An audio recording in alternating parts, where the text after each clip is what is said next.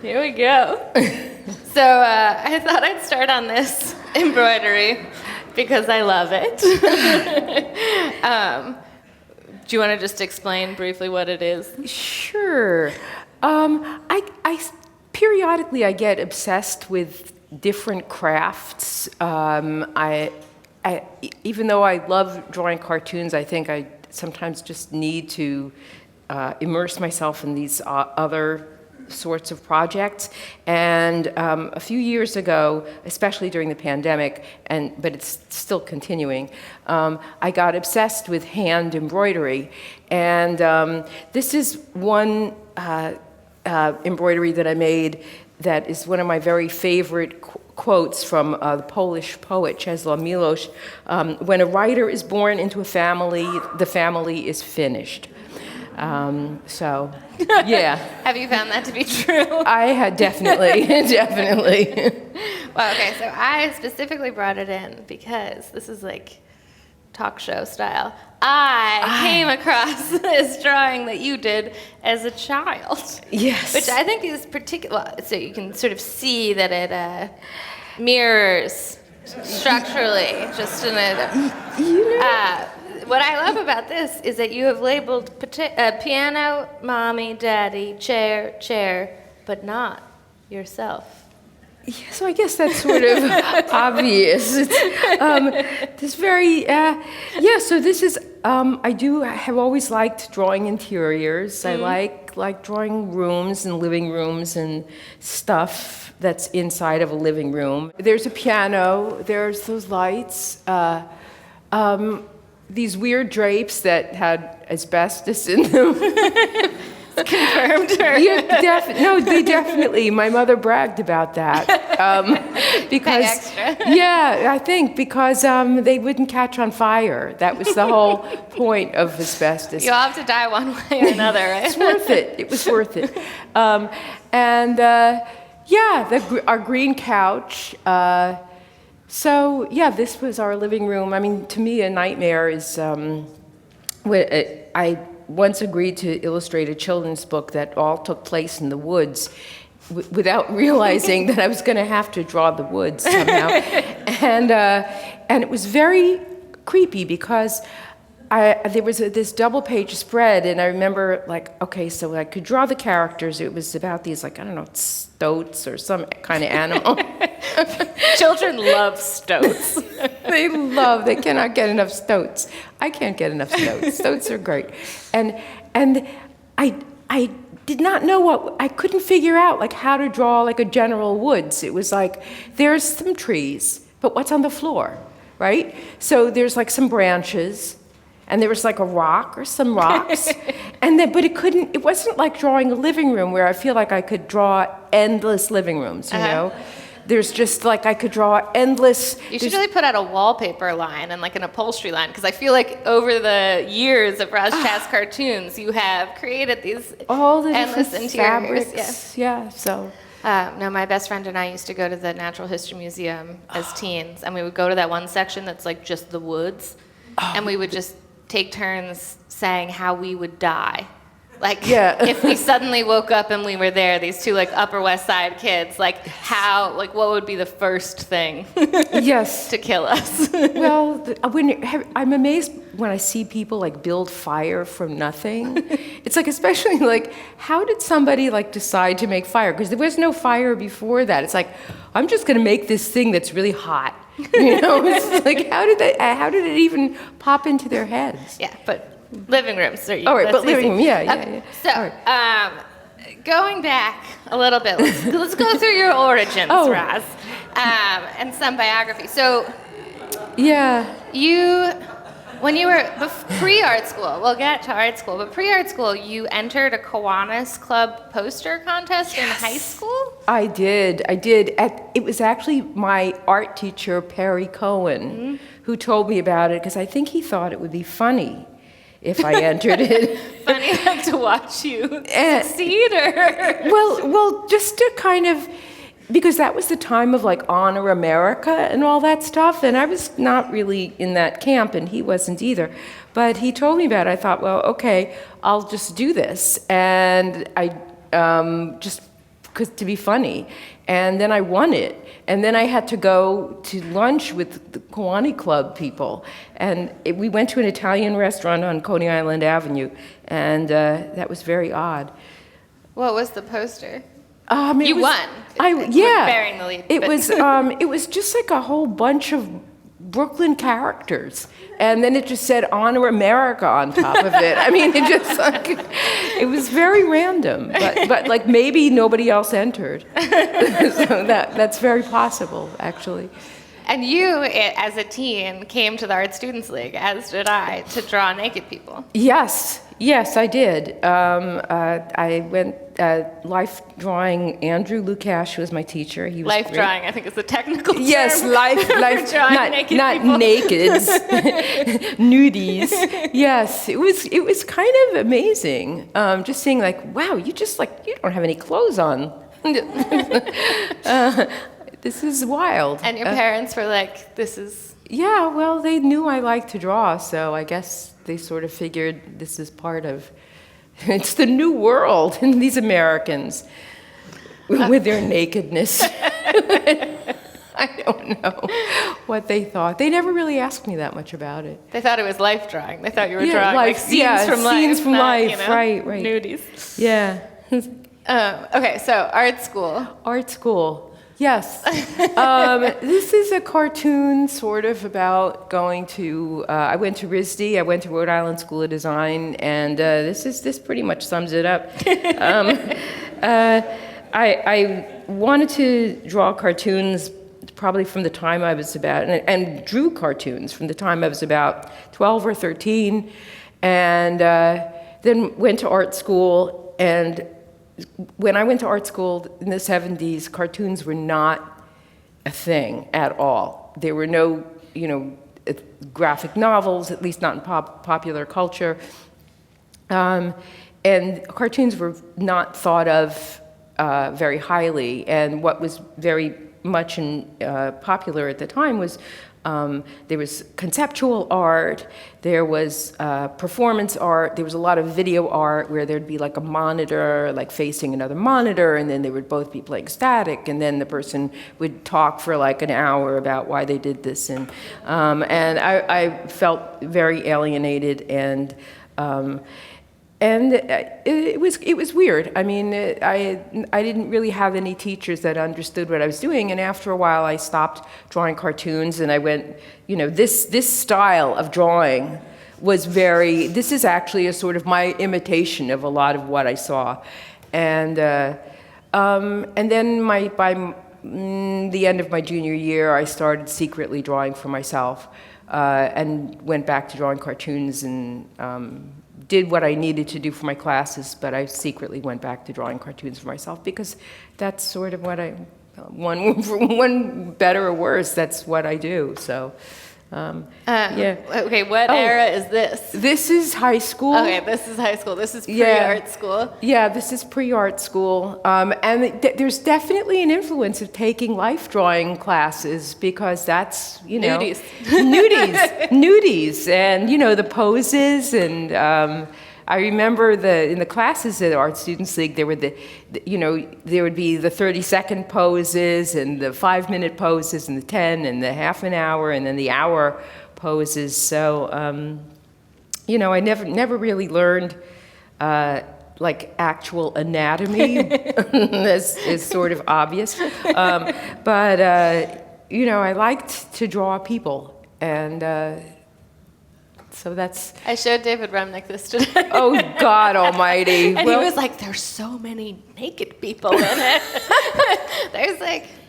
Yeah, other than Adam and Eve, I'm trying to think of any naked people in your cartoons. Only the people who have to be naked. Yes. Well, Adam and Eve, there's all these ways of like getting around the naked thing. There's the standing in front of a bush. There's the hair over the boobs. There's like so many tricks of the trade. But I did love this one detail from that drawing, which... Yes, and he's wearing a Davy Crockett cap for some reason. Also, ain't I cute is such... Cute.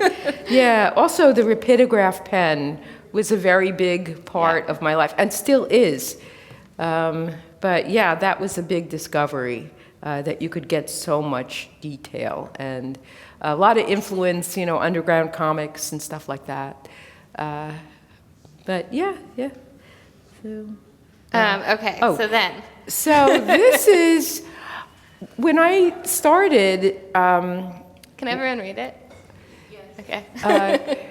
This is from 1978, and I never set out to be a cartoonist for the New Yorker, as I've told you before. I thought I was doing cartoons for, when I got out of school, I started taking my portfolio around, and I was doing some stuff for the National Lampoon and also for the Village Voice, and I thought if I were very, very, very lucky, maybe I would get hired by the Village Voice, because they published Jules Feiffer, they published Mark Allen Stamety, and Stan Mack, and whose work, all of their work was sort of narrative. It was very idiosyncratic. It was not single panel cartoons. They were stories, and my stuff was panels, and it was stories, and it was sort of New York, and when I submitted to the New Yorker, it was because I knew they used cartoons, and my parents subscribed, so it was always a part of my life. But I never really thought they were going to take anything. This was like the surprise of my life.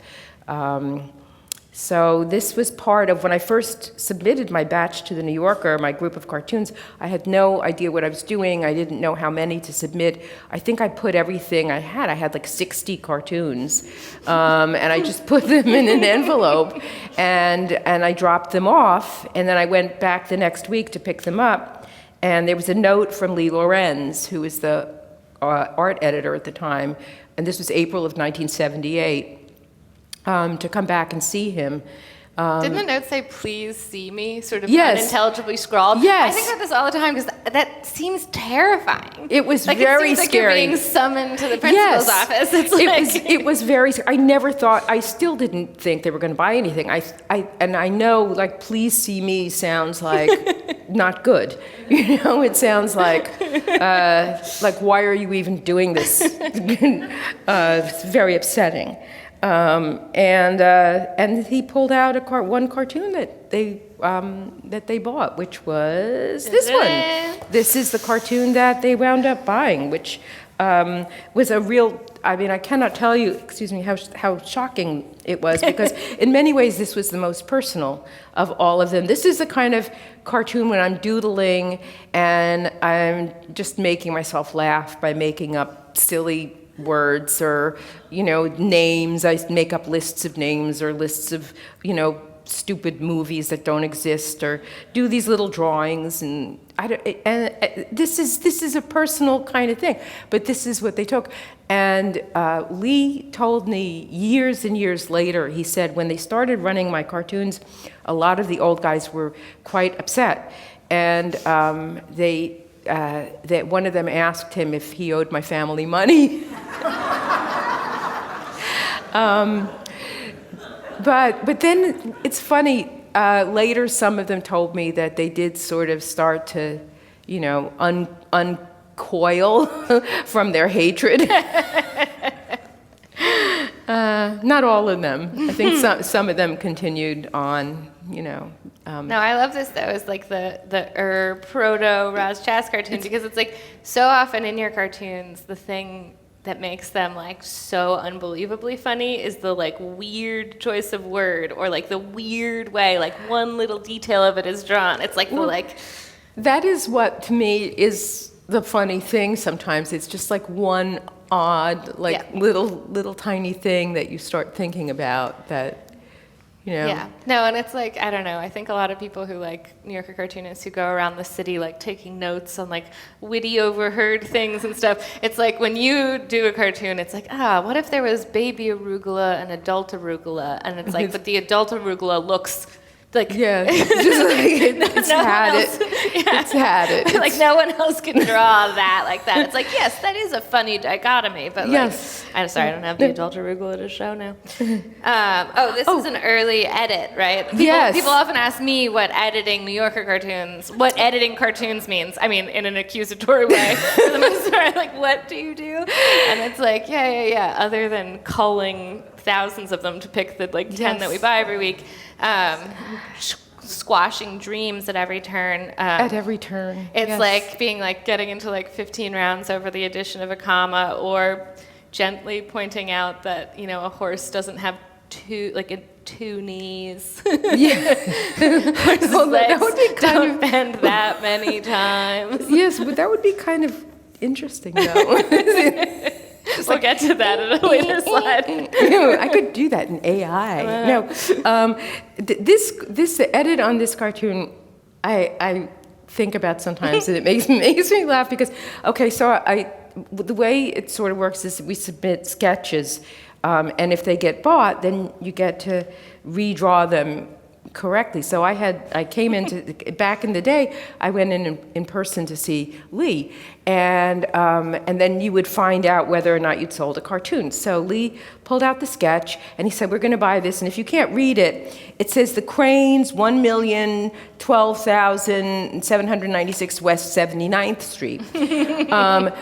But when I drew it, the flag on the side of the mailbox, I had it sticking out like perpendicularly to the mailbox, and Lee said, "But what is this?" And I said, "Well, that's the handle. That's how you open up the mailbox." Because I had never I grew up in an apartment house, so I'd never had one of these kind of mailboxes. I had no idea what they really looked like. I just knew there was this like doodad on the side, and I honestly thought it was like how you opened up I mean, why would these? I totally always assumed the same thing. I had a mailbox with the little key in the lobby, so I thought that was the lever that made it like, ta-da, Right. pop open. I mean, why? It's just like it's just like that's what this sort of way mailboxes have always been shaped. So Lee redrew it for me, and showed me what it was and explained the mechanics of the mailbox. But I can see I still didn't really understand it because it's so tiny. But he didn't fix it. He just left it, and I didn't realize until like many years later, because when we had to move out of the city, we didn't have to move out. We chose to move out. They weren't like, you know, Gestapo at our door, and he said, "You have to move to Connecticut." They were like, "We saw that you're drawing a mailbox." And, right. No, I have a mailbox like this now. So like not to brag, but like now I know like that flag is tiny, but I didn't realize it at the time. Also, these poor people who live so far from their mailbox. Like, what is this? Why? Like, we don't want the mailman to have to come all the way down the road. We're going to make his life really easy, but Yes. our life really hard. Well, that's what happens out of the city. This is also an early Yes, New Yorker very, very cartoon, early. right? This is in a quandary. So we have the voice of reason. It's not such a big thing. Just put the galoshes on. The voice of conscience. Mom will be mad if you don't put them on. So just put them on. The voice of practicality. It's raining. Why don't you wear them? And the voice of Binky. Just throw them out the window. Awesome. Do you hear the voice of Binky often these days? All the fucking time. Yeah. I feel like in the old like New Yorker cartoon trope of the angel and the devil, there's just like little Roz on my shoulder and then Binky. Binky's like, yeah, no. Pigeon Little. Pigeon Little. This is more recent. Yeah.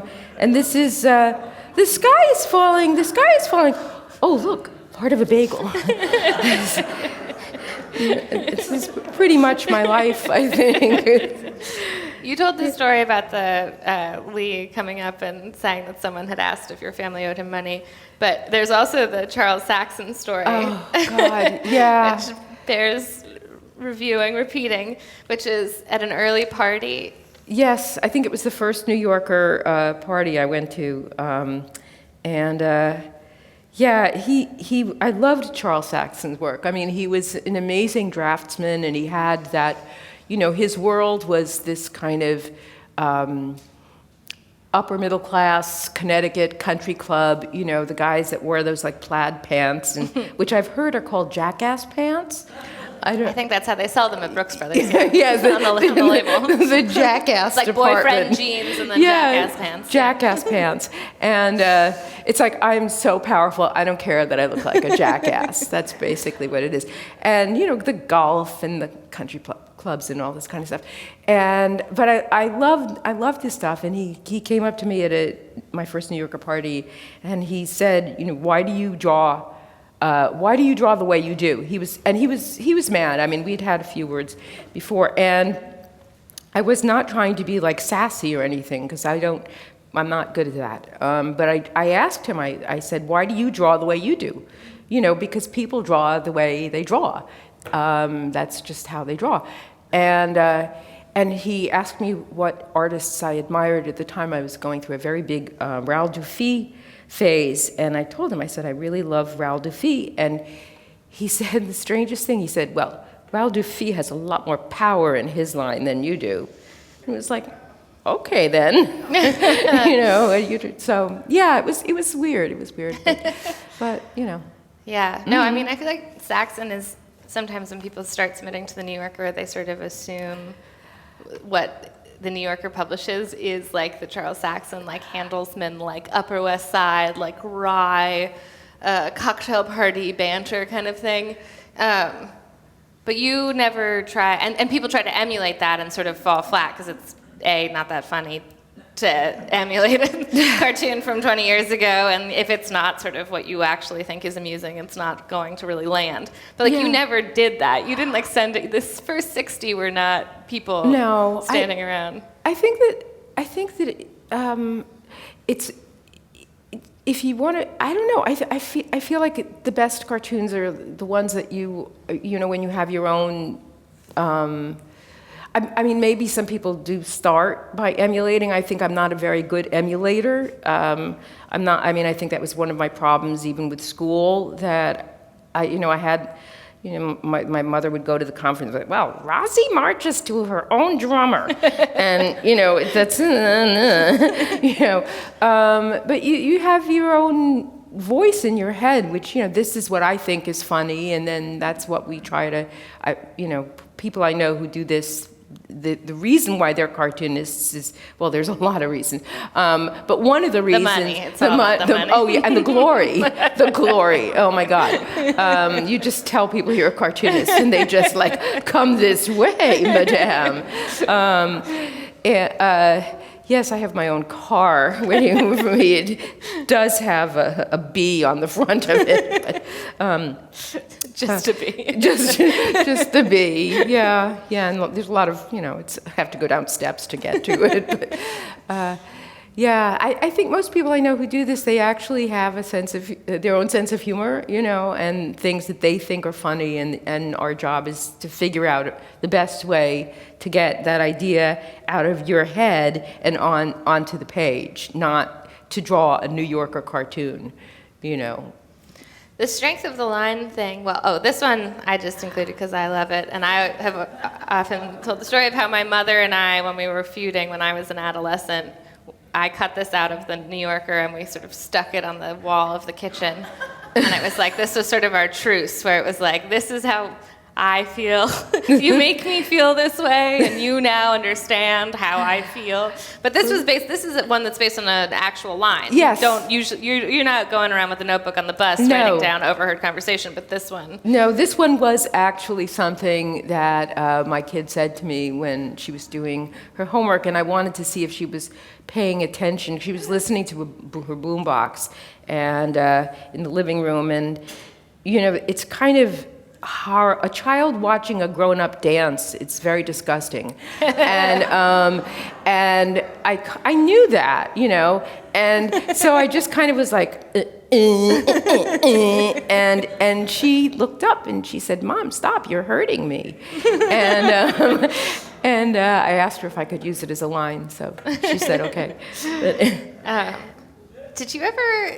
Did Lee or anyone ever try to push you toward doing type captions beneath the drawings? Because, I mean, you're sort of, I mean, there were captionless cartoons, the sort of like, you know, just totally drawn scenes with no text. But you're probably, I think, one of the first people who ever did written hand-lettered text in the cartoon and eschewed the type caption. No, nobody did that. I'm not going to.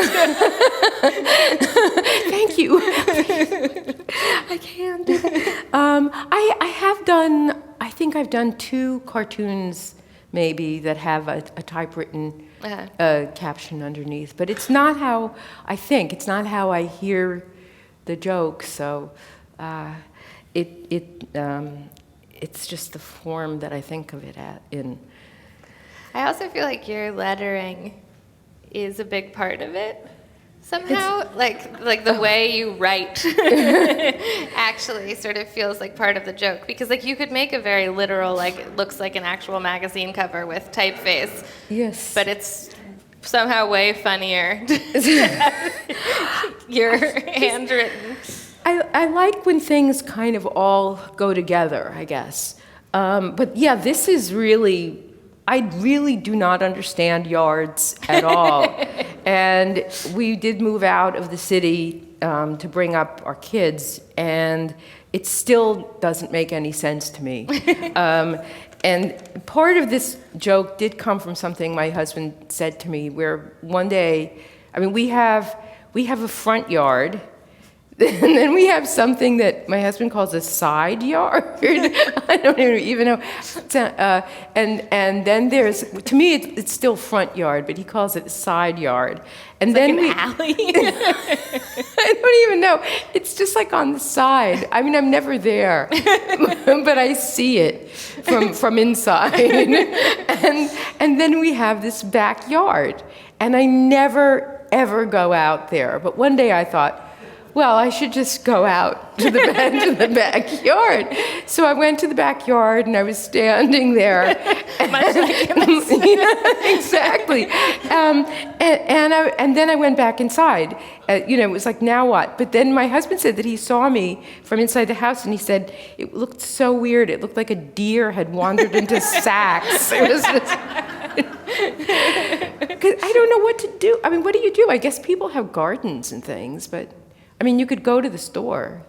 Always an option. No, it's not like we live on some like island in some place. Well, yeah. Yeah, I do think of the phrase, so you're outside, now Now what? Like every morning when I leave the house. Yes. Well, especially if you had a yard, you would definitely think that. You're in the yard. But so you Now what? You return to sort of formats like the magazine cover. I was trying to come up with a list. Fake ad insert, can label, roadside billboard, greeting card, cornucopia, nursery rhymes, storefronts, album covers. Like, do you find is there a certain appeal in returning to, like, you know, you have the sort of outline of the vessel and then you fill it in, or? It depends on the joke. I mean, I like, there's a lot of tropes, Yeah. you know, the New Yorker things, there's the magazine cover, there's the statue, all the things that you listed. But not everything is that. But they're fun to kind of play with, you know. I mean, a cartoon that I did that is one of my favorites is I just felt like drawing one of those end of the world, you know, the end is near guys, which have been part of the New Yorker canon since probably the beginning. And I drew him, and then it was just, you know, I thought like, oh God, he needs a wife. And so, you know, he has the end is near, and she's holding a sign that says, you wish. So, sometimes you don't really know where a joke is going to come from. It just pops up. Insomnia Jeopardy. Oh, yeah. Yeah.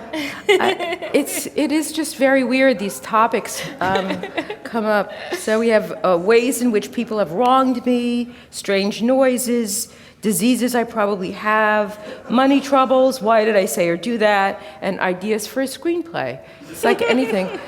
I like that it ends on a sort of up note. Oh, no, it's so positive. It's like I'm already awake, so. Yeah. Do you ever have insomnia? Oh, God. Oh, more than I sleep. Yes. Do you have do you play alphabet games? What? Like alphabet, I'm going to name all the countries in the world from A to Z. Oh, no, that sounds enriching. Yes. That's not how I spend my time. Well, or pharmaceutical drugs, where there's Abilify, there's, No, I'll try that. I used to read the first 20 pages of a Jonathan Franzen novel over and over again. Oh. Which I now can't even look at on the bookshelf without falling into a dead faint because I'm so used to it. Yes. But you do a lot of cartoons about sort of niche anxieties, concerns, phobias. Oh, yeah. Are you? You have a balloon phobia, yes. for instance? Yes, I don't like that. I don't like sudden noise. I have issues. Yeah, God, I hate that. And I hate that there's a certain font. I don't know what it's called. It's that wedding invitation font. Yes, it's just like I think I'll call it I'll kill you now. Yep. It's that handwriting thing and lots of curlicues and yeah. I'm just imagining the last thing I see before I die is Binky holding a sign that says "I'll kill you now" in that font. That font. I'll kill you now. Yes. Yeah, my husband, early in our courtship, thought it was a really cute idea to get me these pencils that you could get a custom phrase written on the side. Oh. And he got "live, laugh, laugh" put on it. And I was like, so you just cut out love? I get what you're going for here. Don't mean to edit your present, but Henry Martin and I actually did that with the pencils. Yeah? Henry Martin was a cartoonist from a little while back in the New Yorker, and I love Ernie Bushmiller, and he hated Ernie Bushmiller, and we would have these sort of fake but real fights about Ernie Bushmiller, and I ordered him these pencils that said Ernie Bushmiller is God, and a few weeks later in my mailbox was pencils that said Ernie who?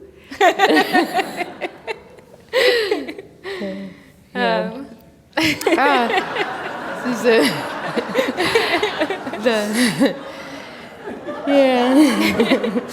yeah. I love this one too because it's so funny from the get-go, but when you get to 1-800-BOO-HOO, boo-hoo, yeah, there's just pay off every line as you go. Yeah, this is meet and greet. Meet and greet and ingest and detest and freak out and sneak out. Yeah. Yeah. I love how happy everyone else at the party looks, or almost deranged in how much they're just enjoying the party. They're having fun. Fun. And then she's got those zombie arms. Yeah. The T-Rex arms. Yeah. I was once at a wedding and someone came up to me and was like, "You have to go into the other room because there's someone who looks exactly like a Roz Chast character in there." Oh. And I was like, "What?"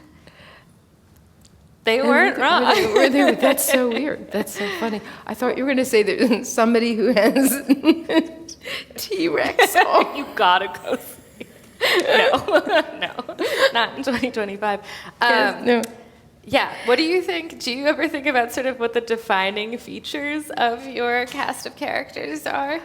Their hair doesn't do what they want it to do. It has its own plans. I guess it's, I don't know. Basically, everything has its own plans.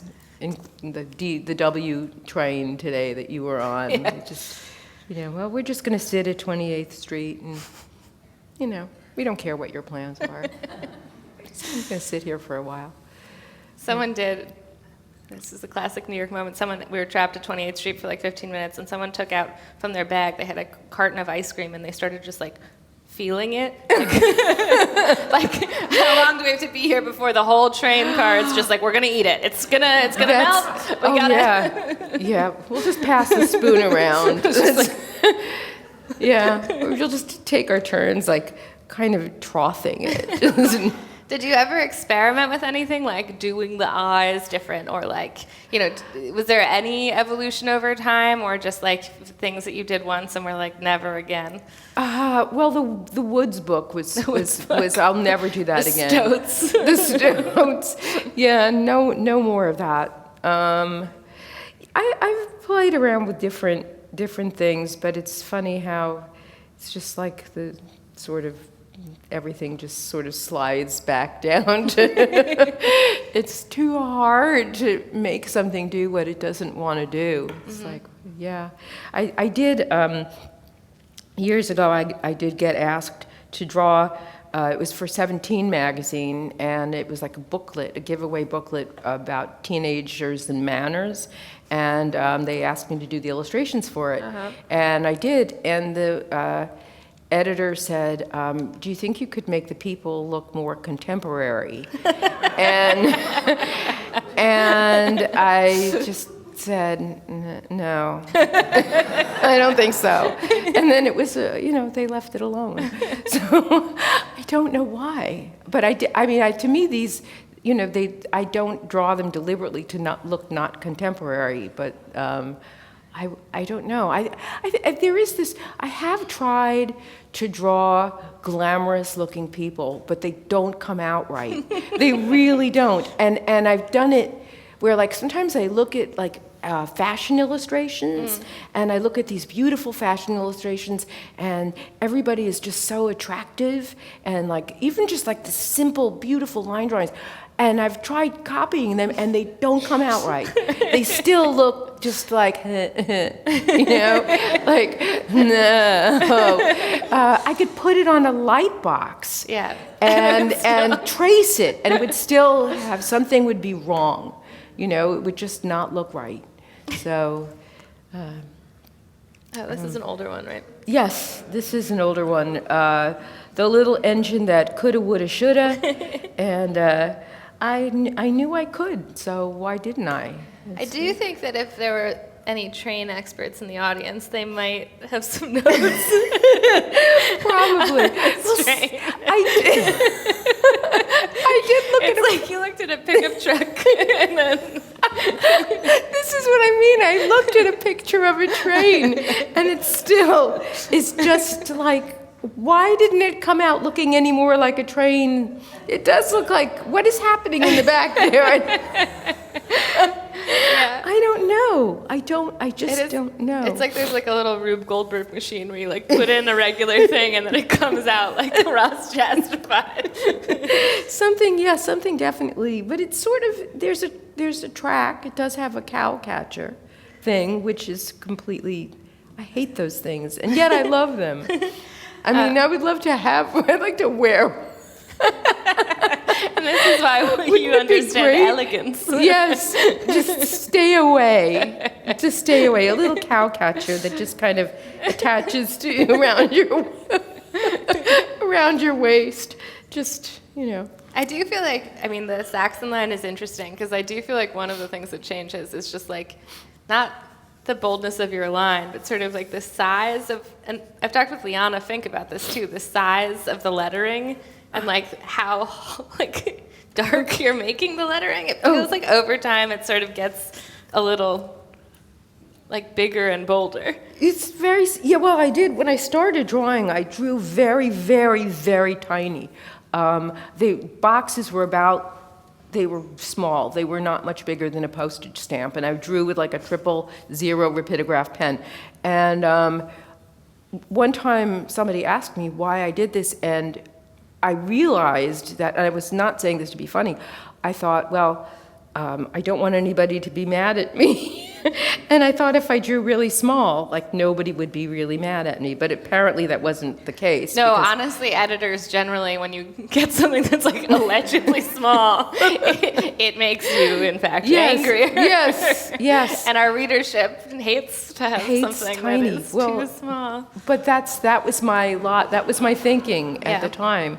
If I draw really small, it's kind of like talking in a really quiet voice. It's like, when I started as editor, David kept yelling at me because he was like, "You just love tiny things," and I was like, "I know, but have you seen them? They're so cute." They're so cute. They're so. Like, look at the tiny thing in this Look cartoon. at the tiny. Yes, I know. Blue. Well, he doesn't understand. He doesn't understand at all. The tininess. This is the vain but realistic queen. Mirror, mirror on the wall, who, if she, I can't even read my own writing, lost 10 pounds and had her eyes and her neck done and had the right haircut, could in her age group be the fairest one of all. So, there you go. La la la la. Yeah. This is, I mean, one of the most classic New Yorker cliche tropes, the Grim Reaper, but yours is... It's funny, like everybody has their own style of drawing the Grim Reaper. Which is funny because it's like there aren't a lot of elements there. Right. Like it's like... You got your cloak, but I like the sort of empty thing, but there's everybody has their own way of drawing the Grim Reaper. It would be kind of funny to see them all together like a class picture or something. The other last thing you see before you die.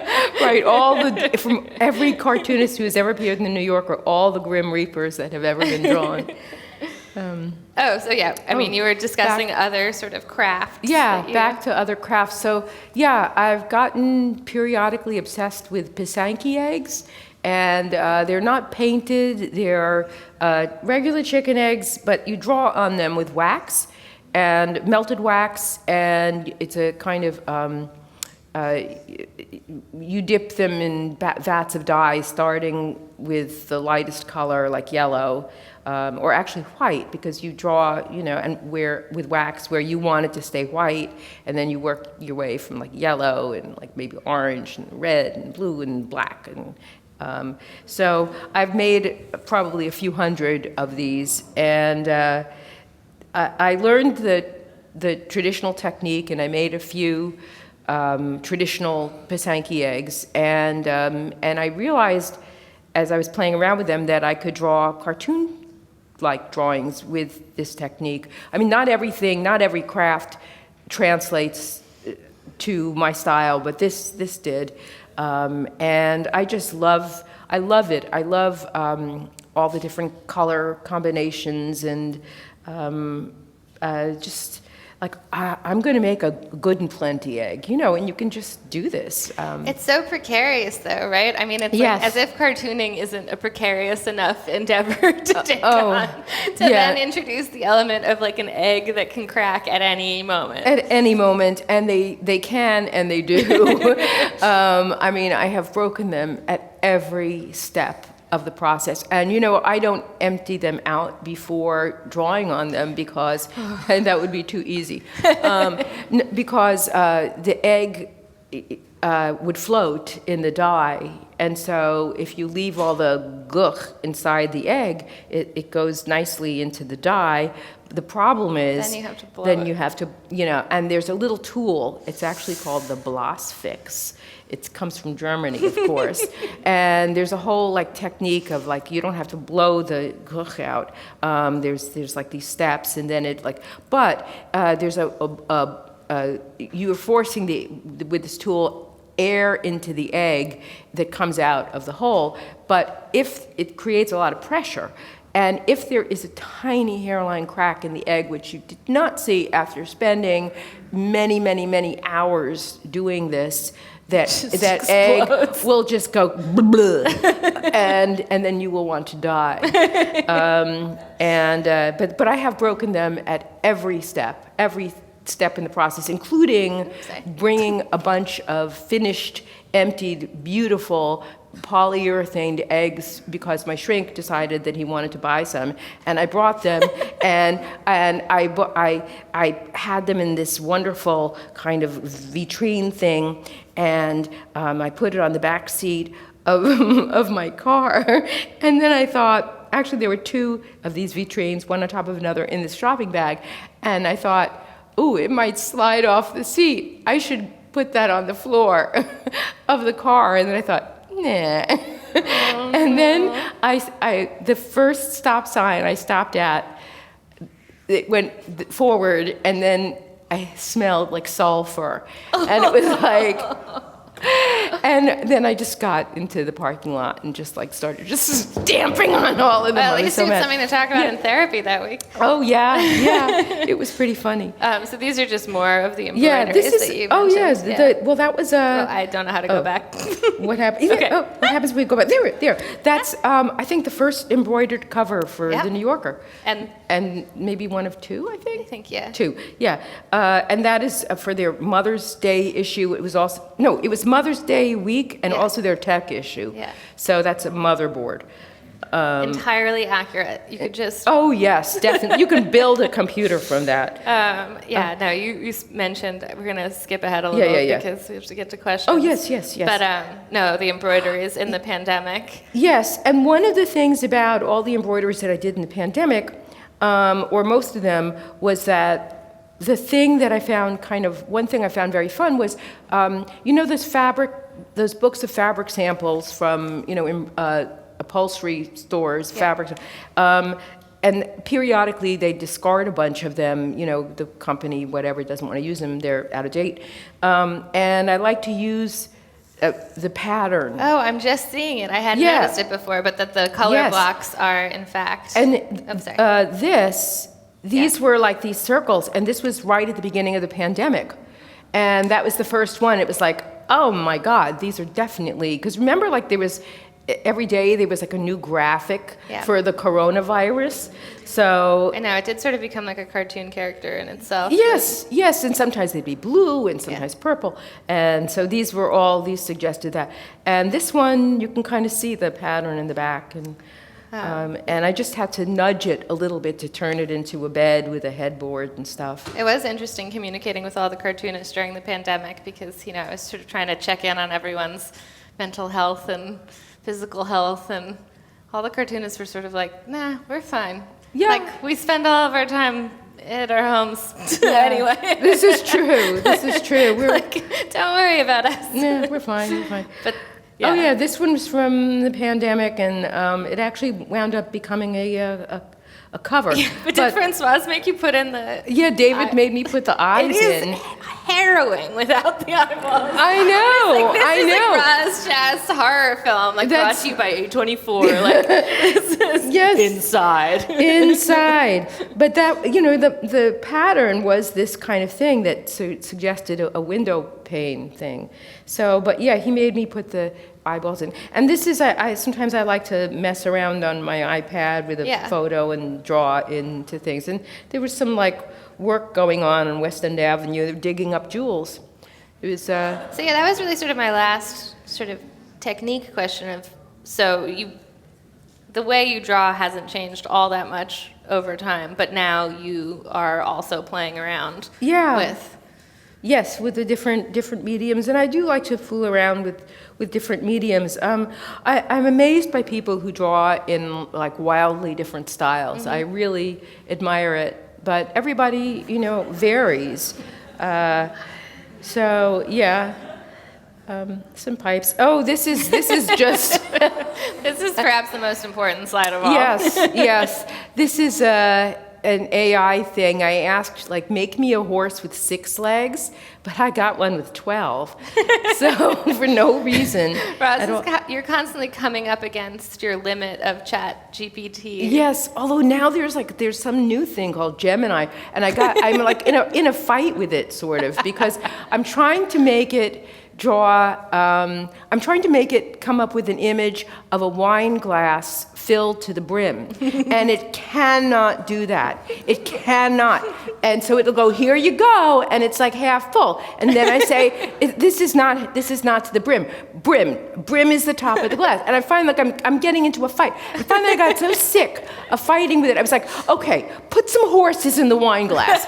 So then like put horses in the wine glass. I said, no, make the horses bigger. And it like just got so crazy. I should send you these because they would start to make no sense, and the clowns, and I don't know, then the clowns are like worshiping the horses. I was like so pissed at it because I couldn't get it to go to the brim of the glass. It just can't because there's no images out there. But you're not filled with despair at the like notion of, you know, AI and art and appropriation. I'm just not smart enough, really. I'm just thinking like... Seems like you're still winning against AI if they can't even fill a wine glass to the brim. Yeah. We should take some questions. Q&A. Okay. And with that. And with that. Okay.